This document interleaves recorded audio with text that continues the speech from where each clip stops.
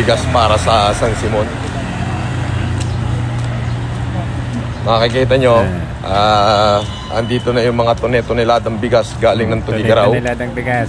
Galing ng Cagayan dahil medyo naubusan po tayo dito sa... Naubusan tayo ng bigas dito sa Metro Manila.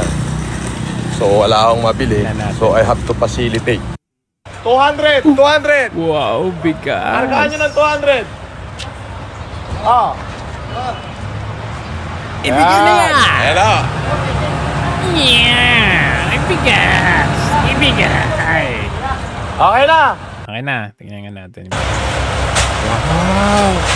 Namimigay ng bigas! Wow, bigas! Dito, baba 20 na rito, pesos maluwag pa kaya rito. yung isang kilo niyan. Oh!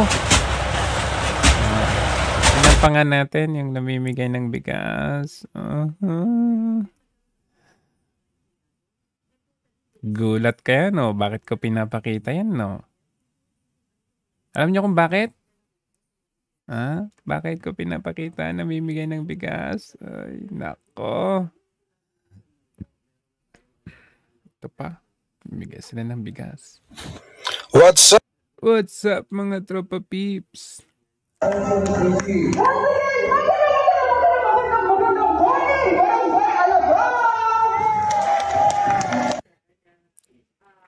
Pandemya.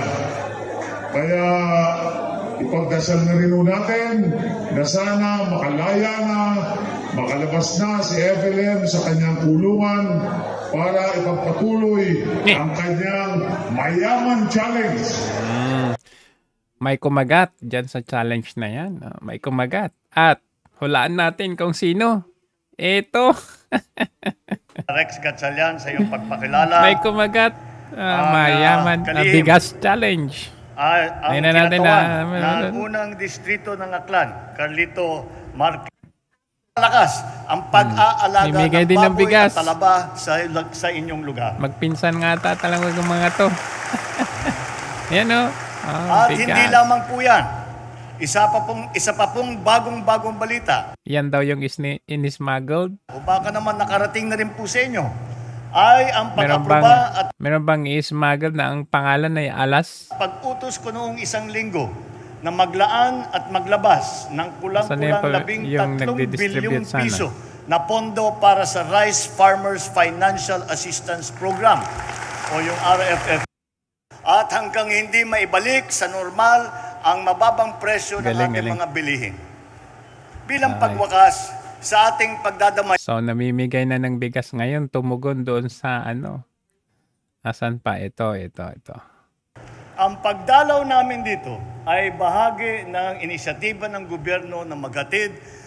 Ibinigay sa amin ng mga tita ko sa pagsuporta sa amin. Makatulong naman ako sa kanila kahit papaano paggamit sa bigas na to sa gagamitin namin pang araw-araw. Maraming salamat talaga, Presidente, dahil kahit ang bigas lang na to, maraming tulong na para sa aming ilang araw lang yan. Wala pang isang buwan. Nangangailangan nito, lalo na ngayon na tumataas na ang presyo ng mga bigas. Trabaho ko po, taga-Bulkit po. Yan lang po ang kakabuhayan po namin magpamilya. Ang asawa ko po. Okay. Kaya ko po pinapakita sa inyo yan. Kasi almost parehas doon sa ginagawa ni Norman Mangusin aka FLM nung 4 years ago. 4 years nang nakakulong ngayon ito is parang band-aid na solution lang. Nakatulong ka sa araw na ito, okay? Makakain sila in less than a week or kahit sabihin natin kahit isang buwan. Pagkatapos ng isang buwan, ano na ang solusyon? 'Di ba, Mr. President? Don't tell me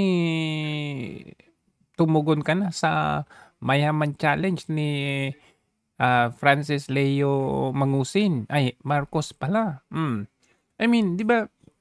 Isa kang presidente. Mas maunawaan ko pa yung si FLM kasi ang ano niya is isa siyang normal na mamamayan, ikaw president, tapos ganito ang solusyon mo na Kumbaga pasasayahin niyo lang yung mamamayan sa isang araw at saka piling-pili yan, eh. Ilan bang mabibigyan niyo diyan? Daang-daang milyon ang populasyon ng Pilipinas. Tapos ilan lang yung mabibigyan ninyo diyan? O hindi lahat. So ibig sabihin dos, if you worked it out na mapababa man lang kahit konti, kahit hindi 20 pesos ang isang kilo kasi napaka-imposible yon.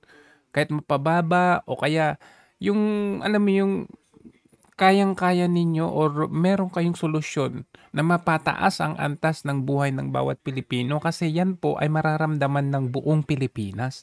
Hindi po yung selected lang yung mabibigyan ng bigas tapos hindi naman magtatagal yan. Asan yung sinasabi ninyong long-term solution? We are not here for short-term. Kailangan din natin ng short-term pero paano yung long term? Ano po ba yung long term solution ninyo dito sa pagtaas ng mga bilihin? Habang buhay na lang ba? Habang 6 years ka na lang ba na mamimigay ng bigas? And take note, yung pinamimigay mo galing sa smuggled na baka kayo din lang ang nag-smuggle dyan. Ngayon, para hindi kayo mabibisto, ipamimigay nyo na lang. Yung parang ganon.